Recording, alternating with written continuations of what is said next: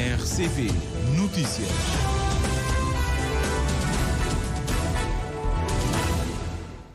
Boa tarde, seja então bem-vindo ao Jornal da Tarde. Vamos começar falando de uma manifestação que decorre em São Vicente. Os movimentos cívicos e cidadãos de São Vicente juntaram-se hoje numa corrente humana que se estendeu pela Avenida Marginal a partir da Praça Dom Luís e a pedir mais segurança nas ruas do Mindelo. Segundo António Moço, representante do movimento cívico contra a poluição sonora, a manifestação é um pedido às autoridades para que se implementem políticas públicas que abordem as causas da criminalidade e garantam a proteção dos cidadãos. Mesmo aderi a essa corrente humana porque me estou a achar que é uma necessidade grande que não tem de juntar para dar voz à nossa indignação. Não te com São Vicente Mariote que te agrada a ninguém, não te vive mal, não tem teu problemas. Espaço público é um espaço que devia ser de qualidade para todo cidadão poder usar de forma segura. É um espaço de tranquilidade, de desassossego e não tem autoridades. Não precisar de autoridades que é para fazer esse trabalho como deve ser. Portanto, essa responsabilidade é do Estado. O Estado tem a obrigação, o dever de cuidar desse cidadão. E não está muito mal abandonado. Não te falar de segurança, não te falar de mendicidade, pessoas na rua te pedir, não te falar de doentes mentais, sem tratamento, de andar na rua, exposto e também de representar perigo para nós, de falar de assaltos na rua, nunca tem a liberdade para sair na rua, de chegar na casa a hora que não querer, porque tem que ter uma pessoa para levar nós na casa, não tem que ter um táxi para apanhar para chegar na casa. Portanto, isso tudo são privações que não têm sofrido, precisamente porque a impunidade é grande nesse país e ele tem que acabar. Mais segurança, paz e tranquilidade é a principal reivindicação evocada pelos manifestantes que se concentraram na Avenida Marginal em frente ao edifício do Ministério do Mar. Pediram programas sociais, policiamento comunitário e iniciativas de prevenção. Leda Lopes, uma das promotoras, lamentou o facto das pessoas das zonas mais periféricas não terem aderido à manifestação. Corre foi mandado para Salamanca, São Pedro, Calhau, Norte de Bahia, tudo isso comunidade fora, para o povo que ficar esquecido. Quis corre voltar para a morada, tudo vazio. Baiás, para autocarro. Mas quem que está ali, não também juntar para mandar essa corrente, para alguma mudança acontecer. É de povo para povo. Tudo gente está a sofrer, que é insegurança. Portanto, grinha assim é um momento de povo juntar. É neste estado na Facebook, redes sociais, também da boca. Esse é que é o momento de não unir. O cordão humano estendeu-se desde a Praça Dom Luís até ao edifício do Ministério do Mar, pedindo policiamento de proximidade, justiça mais célere e mais diálogo com a população. Na Boa Vista, o Pacto para o Desenvolvimento Sustentável da ilha foi assinado ontem. Os parceiros deixaram, entretanto, um alerta para as necessidades urgentes de investimento na área da saúde, saneamento básico e infraestruturas para um desenvolvimento sustentável da ilha. Segundo o Ministro da Promoção de Investimentos e Fomento Empresarial, 53 entidades assinaram o pacto, assumindo assim compromissos individuais. A reportagem é de Arieta Barros. Após a Ilha do Sal, Boa Vista assinou esta sexta-feira o Pacto da Sustentabilidade para o setor do turismo, projeto que visa promover um desenvolvimento sustentável, incentivando práticas ambientais responsáveis. Para o presidente da Câmara Municipal de Boa Vista, trabalhar na sustentabilidade ambiental, social e económica é trabalhar com os olhos postos no futuro. No entanto, Cláudio Mendonça alerta para um conjunto de investimentos que devem ser realizados na ilha. Os grandes investimentos capazes de alavancar o turismo na Boa Vista estão ainda por fazer. Precisamos revolucionar o setor da saúde, essencial para o conforto de todos os envolvidos neste processo. Entidades públicas, operadores económicos, visitantes e a sociedade em geral. O Aeroporto Internacional da Boa Vista continua a prestar ainda serviços mínimos. A nível do ambiente e saneamento, Boa Vista guarda ainda os projetos da rede de esgotos e o tratamento de águas residuais. O Porto de Serrai e os transportes interilhas estão numa situação ainda sofrível. O projeto integrado de sustentabilidade ambiental, económico e social no setor do turismo das Ilhas do Sal e da Boa Vista é financiado pela cooperação espanhola. Para o ministro do Turismo e Transportes, o impacto do pacto tem de ser transformacional no sentido de catalisar mudanças de paradigma em direção ao futuro de baixa emissão de carbono e resiliente ao clima. Estamos a dar um passo e contributo fundamental para o desenvolvimento do turismo, que todos almejamos como planos, objetivos, metas e resultados concretos, para o devido seguimento e acompanhamento público, transparente e responsável. O ministro da Promoção de Investimentos e Fomento Empresarial, que encerrou a cerimónia da assinatura do Pacto de Sustentabilidade, sublinhou o envolvimento das entidades. Aqui reside, talvez, o segredo do sucesso seguro que este pacto vai ter, tanto em Boa Vista, também como na Ilha do Sal. E quizá seja um exemplo para todas as ilhas de Cabo Verde. A circunstância de haver tanto envolvimento de pessoas, de haver tanto envolvimento de organizações de sociedade civil, de haver tanto envolvimento, portanto, de fundações. Nós estamos a falar de consultas de mais de 200 entidades e com 53 entidades assumindo compromissos individuais. Neste caso concreto, na circunstância de 53 dessas entidades assumirem compromissos individuais com metas claramente traçadas, mostra o grau de engajamento, mostra o grau, portanto, de compromisso, e isto é garantia segura, portanto, do sucesso. Por seu lado, o representante dos signatários, Manuel António, sublinhou que este é o momento de cada um assumir as suas responsabilidades. Pacto para o Desenvolvimento Sustentável da Boa Vista, assinado ontem.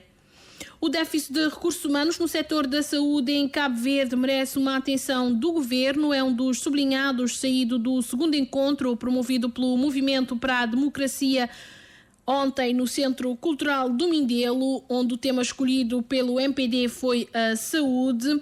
Para a médica e presidente da Liga Cabo-Verdiana de Luta contra o Cancro em São Vicente, a situação de falta de recursos humanos é gritante. Conceição Pinto dirigiu-se ao primeiro-ministro durante o encontro, promovido pelo MPD.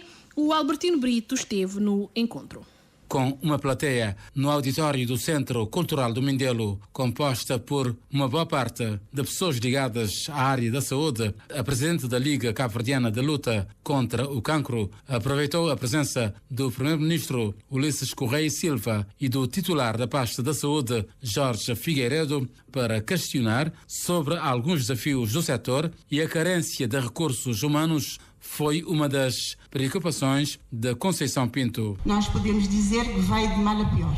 Falou-se assim por alto de evacuação, mas portanto, nós continuamos extremamente dependentes da evacuação. A área, portanto, que eu sou especialista, é uma das áreas que, portanto, evacua mais doentes, principalmente crianças com cancro, porque as pessoas pensam que as crianças não têm cancro. A minha especialidade é a especialidade que mais cancros infantis tem e, portanto, quase que dói ver uma criança com um cancro potencialmente curável ficar à espera meses e meses. O ministro Jorge Figueiredo respondeu às preocupações da Conceição Pinto. Recursos humanos. A nossa colega oncologista falou, o que nós estamos a enfrentar neste momento é um déficit efetivo de recursos humanos. Como é que vamos resolver? Recursos humanos, os próximos médicos que vão sair, a substituição e a dependência que temos dos médicos, vá lá, estrangeiros, é um processo de formação, é um processo de programação, de organização, de sabermos a cada ano o que devemos fazer, as vagas que devem ser criadas para responder. O ministro da Saúde, ao falar dos desafios atuais do Sistema Nacional de Saúde, elegeu a formação, a defesa dos direitos dos utentes, consolidação das estratégias da vigilância sanitária com base na prevenção de epidemias, as doenças não transmissíveis, a esperança de vida e as consequências da longevidade, ao qual tabaco e outras drogas, relação público-privada, carta sanitária, formulação do quadro funcional do Sistema Nacional de Saúde, prevenção, cuidados primários e secundários, infraestruturas e equipamentos, laboratoriais, imagem e telemedicina e, por último, Jorge Figueiredo fez referência em relação ao Hospital Central de Cabo Verde. Era o segundo encontro promovido ontem pelo MPD no CCM, com a presença do presidente do partido, Ulisses Correia Silva, e a saúde foi o tema escolhido. Um encontro onde a especialista e presidente da Liga Cabo-Verdiana de Luta contra o Cancro alertou para o déficit de recursos humanos no setor da saúde em São Vicente. Continuamos a falar de saúde. Este ano o foco das atividades alusivas ao Dia Mundial da Saúde, que é celebrado a 7 de abril, é na saúde materna e neonatal. Lembrando o lema, que é Começos Saudáveis, Futuros Esperançosos, o Hospital Universitário Agostinho Neto arrancou as suas ações comemorativas com uma caminhada à Cidade Velha.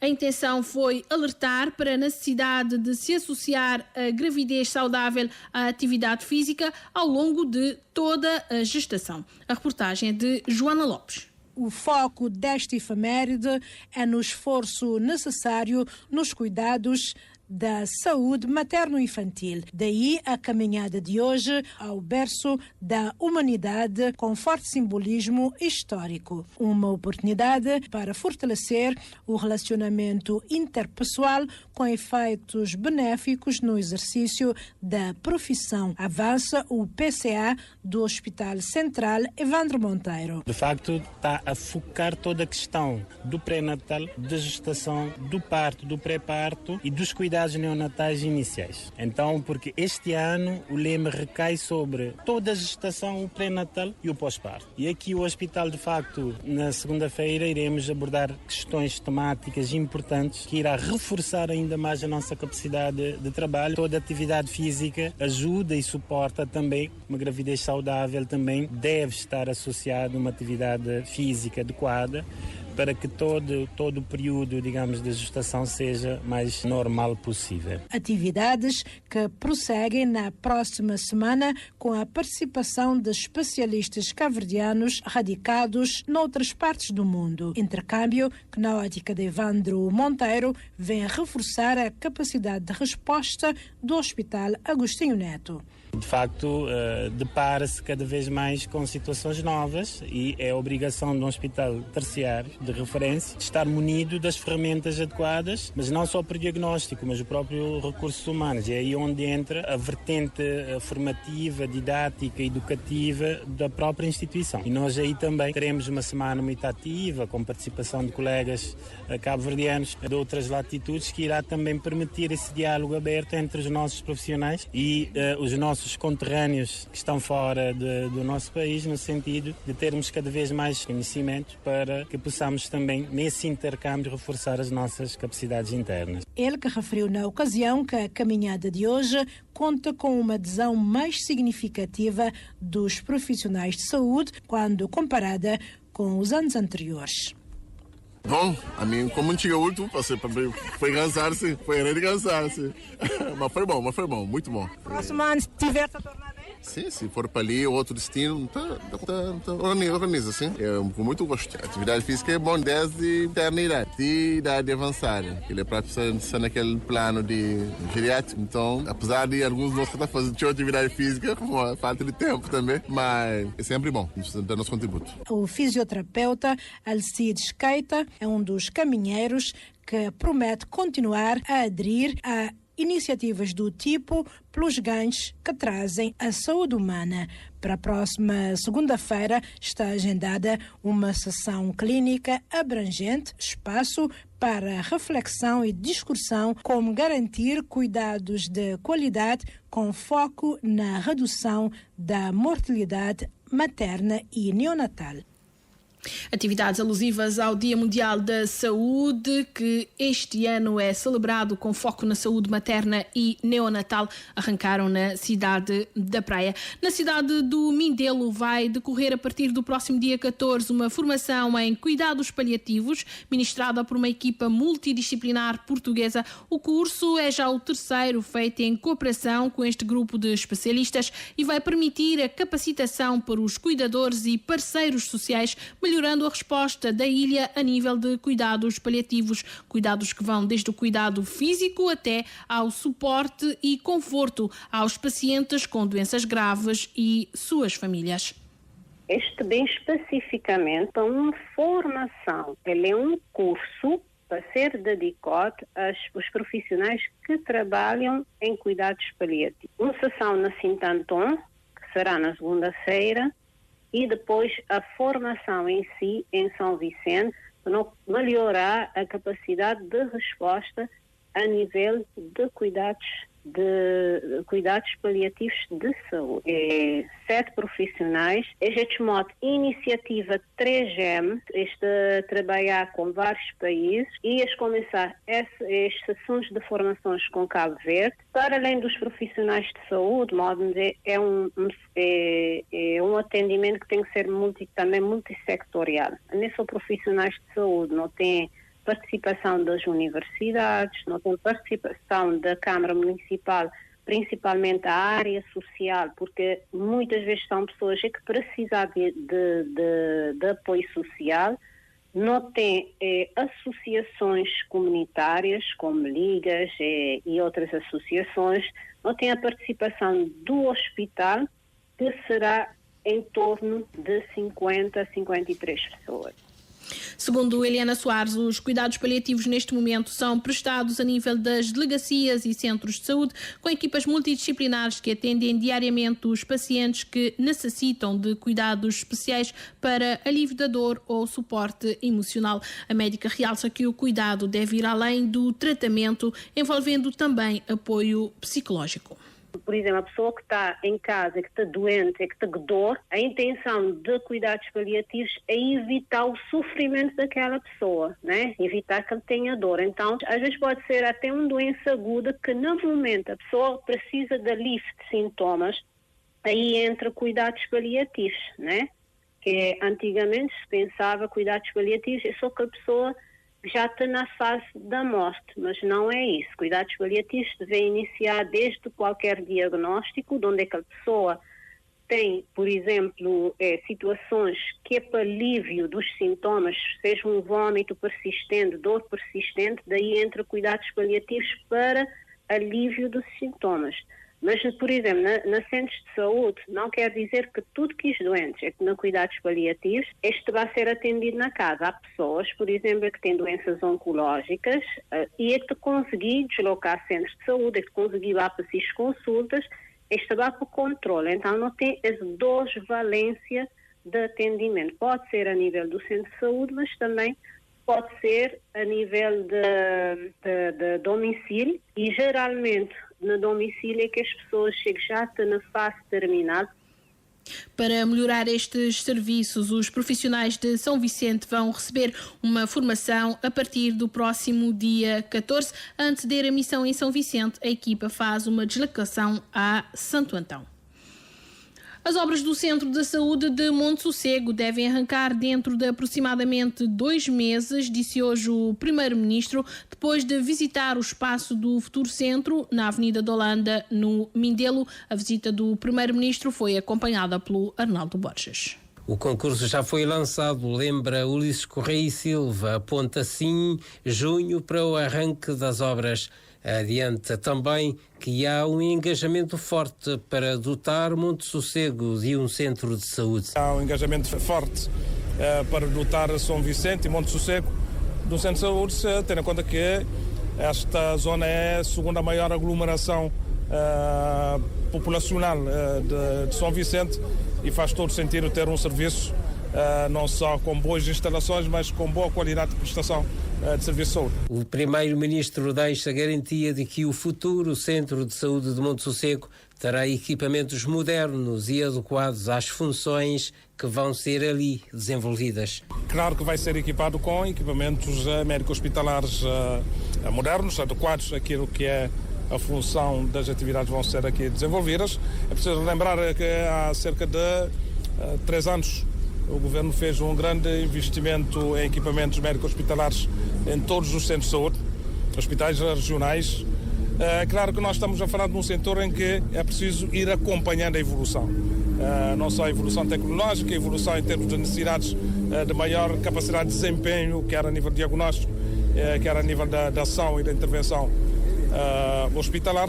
E estamos numa segunda fase de um segundo pacote de investimentos em equipamentos médicos hospitalares mais modernos para suprir as necessidades que ainda existem, não só a nível dos hospitais centrais, regionais e dos centros de saúde. Obras do Centro de Saúde de Monte Sossego devem arrancar em junho, prevê o Primeiro-Ministro Ulisses Correia e Silva.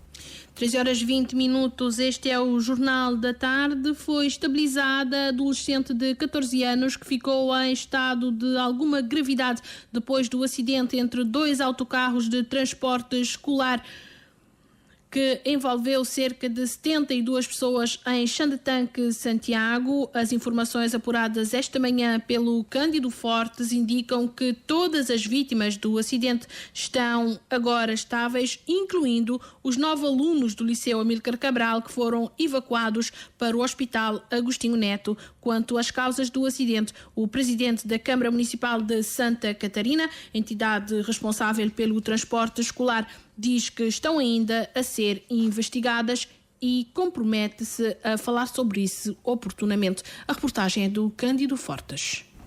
O grave acidente que teve lugar ao início da tarde de ontem em Xandetanque envolveu um autocarro da Câmara Municipal e outro da delegação escolar que seguiam no sentido Rincão-Assomada. Tudo terá ocorrido quando o primeiro foi embater no segundo, que estava parado numa curva. Os 2 veículos acabaram por cair por uma ribanceira abaixo, tendo um deles capotado no final da ravina, enquanto o outro ficou suspenso numa árvore. De ontem para hoje, os alunos evacuados do Hospital Regional de Santiago Norte para o Hospital Agostinho Neto passaram de 4 para 9, mas ao fim desta manhã já eram apenas 5 internados, como apurámos junto da diretora clínica do Hospital da Praia e do edil de Santa Catarina, Armindo Freitas. Os casos mais graves tiveram fraturas ósseas nos membros, no rosto e no peito, mas todos já estão estáveis, afiança Irondina Spencer, incluindo o mais grave de uma menina de 14 anos. Uma criança com mais gravidade que entrou com um quadro de contusão pulmonar, que esteve acoplado à ventilação mecânica no dia de ontem, mas já foi extubada, está melhor, pelo menos até no período da manhã, não?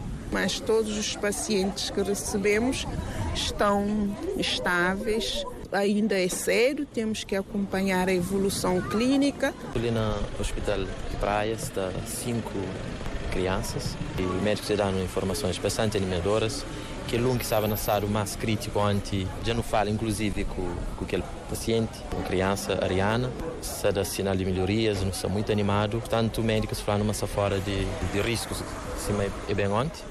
E que os outros é lesões que se têm e um se aguarda a cirurgia na perna, no braço, mas não te acredita, mas tudo que é pior já passa. Segundo o edil santa catarinense, dos que ficaram no Hospital Regional Santa Rita Vieira, quase todos já foram para casa. 2 ficaram em observação. Quanto às causas do acidente de viação, Armindo Freitas diz que decorre uma investigação e que, oportunamente, a edilidade fará uma comunicação oficial sobre o assunto.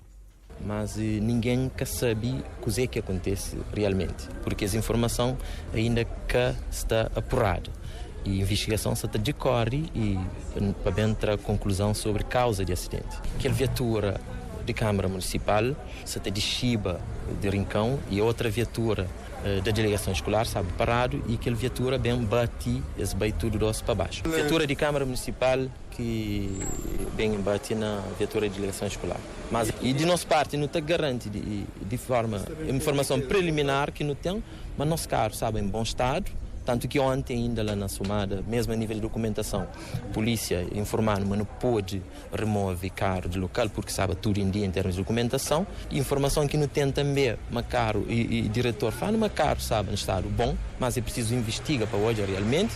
E nosso condutor também, nós no Conselho para um excelente profissional. Investigação está de cor e não está pura verdade. Não também entrou em comunicação oficial sobre causa de acidente. Só está de cor em investigação nesse momento. Armindo Freitas diz que a Câmara Municipal ficou chocada com o acidente, mas enalteceu a junção de esforços da população, Cruz Vermelha, Proteção Civil, Bombeiros, Delegação Escolar e entidades locais de saúde que se verificou para que as 72 vítimas do acidente fossem todas socorridas rapidamente.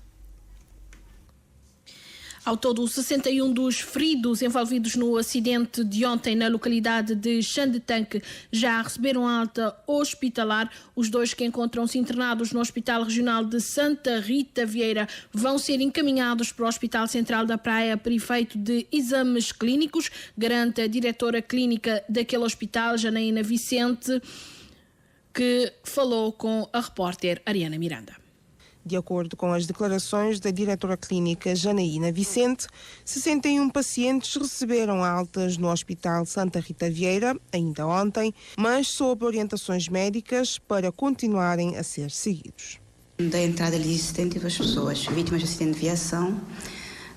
Ontem, para a praia, veio 9 pacientes, dentre os quais um deles estava em estado crítico, a partir naquela avaliação inicial. Entretanto, não teve informações ainda ontem de noite de uma melhoria desse quadro e hoje de manhã também a evolução tem sido favorável para aquilo que é a informação que não tem da estrutura central do Hospital Agostinho Neto. Ontem, basicamente quase todos os outros pacientes, às vezes com fraturas, sim, mas fraturas sem complicações, depois foi orientado para casa e retorno depois para seguimento a nível de consultas. Segundo afirmou a médica em entrevista na manhã deste sábado, 2 pacientes ainda estão no Hospital Regional de Santa Rita Vieira, mas deverão ser transferidos para o Hospital Universitário Agostinho Neto, na Praia, um para um exame de TAC e outro para avaliação de ortotraumologia. Nesse momento, não tem 2 pacientes internados ainda, um na Braça da Guarda, sua evacuação para a praia, para também tratamento a nível de ortotraumatologia, e mais um que se vai fazer um exame também na praia, um TAC, mas tudo isso está estável. E tudo isso que é orientação, se xinga mais alguma outra coisa na casa, vamos estar atento, meninos, essa evolução nesses primeiros 24, 48 horas, para manter-se em repouso e em vigilância. Janaína Vicente garantiu que não há nenhuma vítima mortal neste acidente e descarta as falsas informações veiculadas nas redes sociais.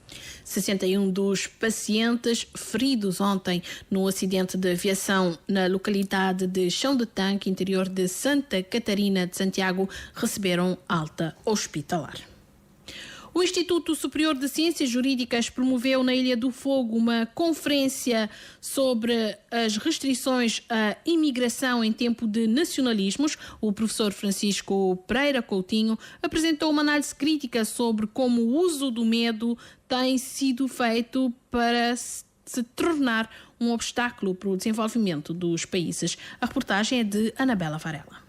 Na Casa da Memória em São Filipe Fogo, o Instituto Superior de Ciências Jurídicas organizou uma conferência subordinada ao tema Restrições à Imigração numa Era de Nacionalismos. O conferencista convidado foi o professor e doutor Francisco Pereira Coutinho, especialista em Direito Internacional da Universidade Nova de Lisboa. Um tema que, nas palavras do professor, é complexo, fascinante e politicamente tóxico.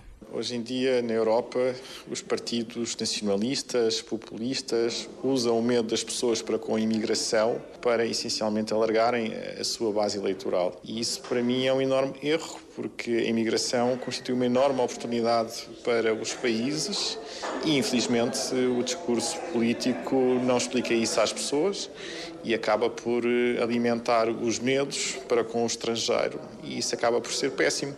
Péssimo para os imigrantes, para as pessoas que acabam por não circular e ter vidas melhores, e péssimo para os locais, que poderiam beneficiar imenso com a imigração. Segundo o conferencista, a imigração pode gerar mais negócios, mais recursos e a longo prazo trazer prosperidade, mas alerta que a curto prazo é preciso enfrentar os desafios decorrentes da chegada massiva de pessoas. O especialista apontou ainda que para Cabo Verde as políticas públicas devem ser repensadas. Mas é evidente que se as portas se começam a fechar noutros estados, isto vai ser um enorme problema, porque evidentemente as remessas são muitíssimo importantes, as perspectivas dos jovens em Cabo Verde poderem sair e prosseguirem a sua educação e projeto de vida fora sempre foi algo que eles viram como uma enorme possibilidade. E se isso de repente se fechar, vai ser traumático para esta geração de cabo-verdianos, especialmente se o país não se desenvolver. E, portanto, para os políticos cabo-verdianos têm aqui uma responsabilidade acrescida, não é? Porque se no passado havia esta válvula de escape, que era a imigração, aquilo que nós verificamos é que as portas dos Estados Unidos estão fechadas e as portas da Europa estão-se a fechar. Coutinho ressalta que a abertura para receber imigrantes exige investimentos em áreas como educação, saúde e infraestrutura. Durante a palestra apresentou o exemplo da imigração de vários países, como a Austrália, e deixou algumas sugestões para Cabo Verde. Portanto, se Cabo Verde quer ter mais imigrantes, tem que lhes dar essas condições atrativas para eles virem para Cabo Verde. Isto é um país maravilhoso, com um clima maravilhoso, portanto, seguramente haverá muita gente que não se importaria de viver em Cabo Verde, até porque não se esqueça de outra coisa, mesmo mão de obra qualificada. Hoje em dia há muito trabalho remoto, são chamados nómadas digitais. Porque não encontrar uma forma, por exemplo, aqui na Ilha do Fogo, para que essas pessoas se estabeleçam aqui? Tem que ter boas conexões à internet, boa comida, bons serviços e boa tributação. E, portanto, é isso que o governo cabo-verdiano deve pensar. Coutinho reforça que o debate sobre a imigração não pode se resumir ao medo e ao protecionismo. Em vez disso, deve-se apostar em políticas visionárias que promovam a integração e a prosperidade mútua. Vamos fechar este jornal com notícias internacionais. O presidente ucraniano Vladimir Zelensky criticou hoje a fraca reação dos Estados Unidos ao ataque com míssil russo contra uma zona residencial na sua cidade natal, Kryvyi, causando pelo menos 18 mortos, entre os quais, diz Vladimir Zelensky, estão 9 crianças. O presidente ucraniano agradeceu, no entanto, a reação firme ao ataque russo dos ministros dos negócios estrangeiros da Tchequia, Finlândia e Lituânia. A embaixadora dos Estados Unidos na Ucrânia afirmou desde sexta-feira ter ficado horrorizada com o impacto do míssil balístico perto de um parque infantil e de um restaurante na cidade, afirmando que pelo elevado número de vítimas mortais e feridos é preciso que a guerra deve acabar.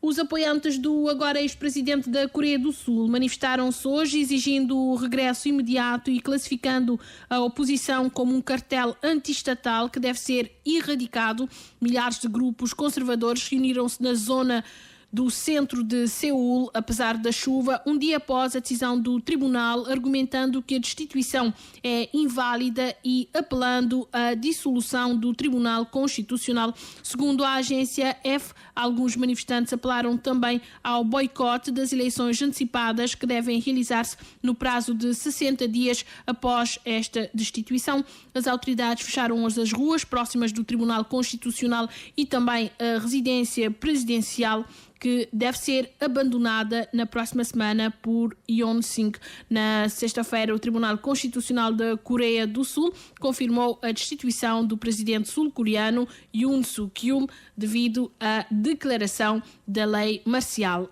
em dezembro. 13h33 é o ponto final nesta edição noticiosa. Eu sou Emílio Rodrigues, do outro lado está o Nelson Neves. Nós voltamos com outras informações às 19h. Até lá, fique bem e com a Rádio de Cabo Verde, continuação de boa tarde.